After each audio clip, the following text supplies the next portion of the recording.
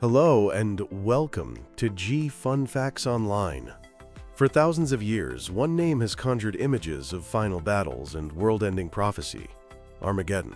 This name comes from the Hebrew, Har Megiddo, the Mount of Megiddo, a real place in modern-day Israel. For centuries, this site has been a nexus of power, conflict, and history. But today's story isn't about a cataclysmic battle. It's about a discovery made in the shadow of this ancient city.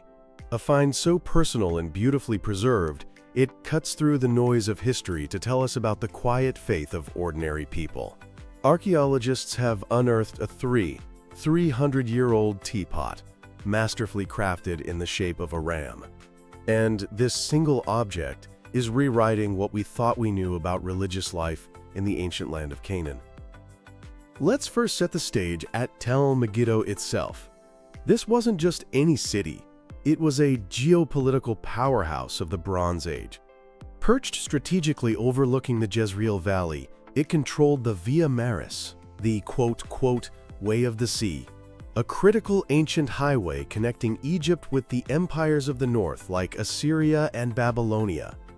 To hold Megiddo was to hold the keys to international trade and military movement. Because of this, it was built, conquered, destroyed, and rebuilt at least 25 times. This creates the telephone, or mound, a layered cake of civilizations. But our story takes place just outside these formidable walls, during a salvage excavation. These are digs conducted in a race against time before modern construction, in this case, the expansion of a highway. Often, they yield little, but sometimes, they uncover a world hidden just beneath the surface.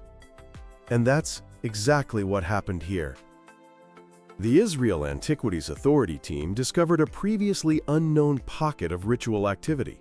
Here, carefully and deliberately buried, was the ram-shaped teapot. It wasn't found alone, which is critically important. It was part of what archaeologists have dubbed a ceremonial tea set, buried together with a matching group of small bowls. Finding such a complete, intact set is an archaeological jackpot. Ancient pottery is almost always found in fragments or sherds. Archaeologists spend countless hours trying to reconstruct vessels from a chaotic puzzle of broken pieces. To find a whole kit, placed together as it was meant to be used, is like finding a complete page from a lost book instead of just a single letter. It preserves the relationship between the objects, telling us they were a functional set for a specific purpose. And there was more.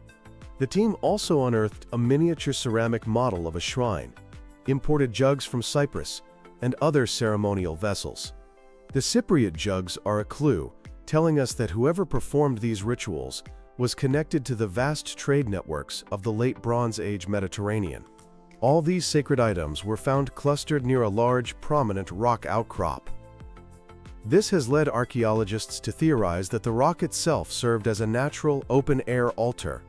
Imagine the scene: farmers and locals, living and working in the fields, gathering at this sacred rock that overlooked the grand, official temple complex inside the city walls to conduct their own, more personal ceremonies. Now, let's focus on the star of the show, the teapot. It is a stunning example of zoomorphic art, where function and form blend into an object of spiritual significance. The vessel's spout is the meticulously sculpted head of a ram. On the ram's back, a bowl is fused to the body, acting as a perfect funnel. You would pour a precious liquid into the bowl on the back, and by tilting the vessel forward, the liquid would flow out of the ram's mouth in a controlled stream. The craftsmanship is remarkable, indicating this was a high-value item, not a simple piece of kitchenware. Researchers are confident it was used for pouring libations, liquid offerings. The likely candidates are milk, oil, or wine. Each of these liquids was loaded with meaning. Milk symbolized life, sustenance, and the nurturing power of the mother goddess. Olive oil was a source of light, food, and wealth, used for anointing and consecrating sacred people and places. And wine, with its intoxicating properties, was often seen as a medium to bridge the gap between the human and the divine. a substance that could induce ecstatic states and bring one closer to the gods. The liquid could have been poured into the accompanying bowls for participants to drink in a communal ritual, or poured directly onto the rock altar or the earth as a gift for the deities. We know from other burials at Megiddo that this was a deep-seated belief. Even infants were sometimes buried with traces of wine, suggesting a belief that the soul required nourishment in the afterlife. The intentional burial of this entire, valuable set was a profound act of faith, a way to deposit this sacred energy back into the earth, likely to seek favor for a good harvest or protection for the community. The choice of a ram for this sacred vessel is the key to understanding its full meaning. The ram was one of the most powerful symbols in the entire ancient Near East. First, it represented strength and leadership. As the dominant male leading the flock, the ram was a natural metaphor for kings, warriors, and gods. Its horns were a symbol of power and virility. Second, the ram was a potent symbol of fertility. In an agrarian society, the health and growth of the flock was a matter of life and death, and the ram's procreative power was directly linked to abundance and prosperity, concepts governed by deities like the great storm god Baal. Third, and perhaps most importantly, the ram was the quintessential sacrificial animal. To sacrifice a ram was a significant economic act. It meant giving up a valuable asset, a source of wool, meat, and future offspring. This made the act of sacrifice meaningful, a true offering to the gods.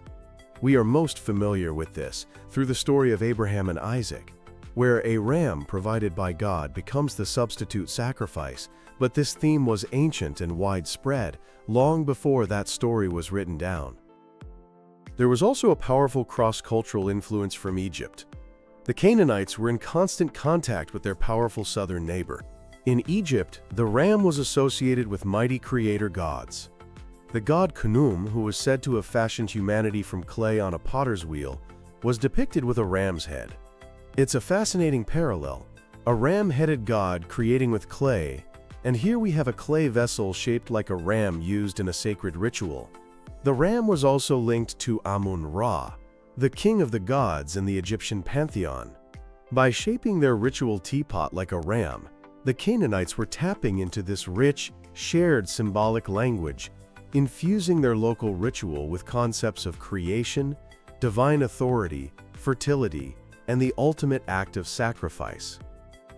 This teapot doesn't exist in a vacuum. It's a window into the broader religious world of the Canaanites, a world we've pieced together from archaeology and texts, from cities like Ugarit. The Canaanites were polytheistic, with a vibrant pantheon reflecting the forces of nature. At the head was El, the wise, elderly father of the gods, and his consort Asherah, the great mother goddess. But perhaps more active in the lives of everyday people was their son, Belul, the dynamic god of storms and rain, whose battle with the sea god Yam and the death god Mot mirrored the cycles of the seasons. There were also powerful goddesses like Anat, a fierce warrior and huntress. Ritual was how the Canaanites navigated their relationship with these powerful, often unpredictable deities. Animal sacrifice was central. A portion of the animal would be burned as an offering, literally sending the aroma up to the gods, while the rest was often shared in a communal feast, a meal that both humans and the deity partook in. They also had a deep concern for the afterlife.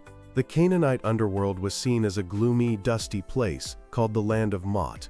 To ensure their loved ones didn't suffer, they were buried with grave goods, tools, jewelry, and vessels for food and drink to sustain them.